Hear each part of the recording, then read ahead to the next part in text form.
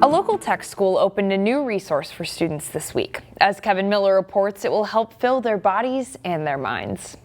On any college campus, there's a hunger for knowledge. Less obvious is a hunger that comes from a lack of access to food. We talk a lot about how, as a college student, you subsist off of ramen, and that was a normal thing.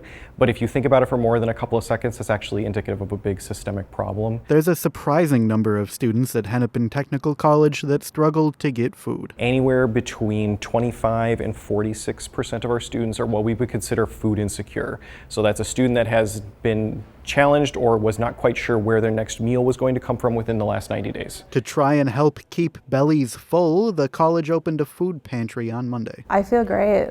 I feel like the more people that come in, the better. Anna Ryman is a student worker in the pantry. She says it's fully stocked with fresh produce, meats, and other staples. We have a lot of fruits and vegetables. We have apples and acorn squash. We have oatmeal. The pantry is open to anyone on campus. You have such community to support you here. Student Senate President Emmanuel Bawaji says it's important to offer a daily food source. This is stable, and we have supplies like every other week now, and students can just walk right in and get what they need. It's part of a larger effort to make sure students have their basic needs met. Next to the pantry is the student resource room. It's got shoes, coats, and clothes for the taking. Sometimes when you are new to school, you forget that oops, I actually need to have a really great winter coat to get to and from campus.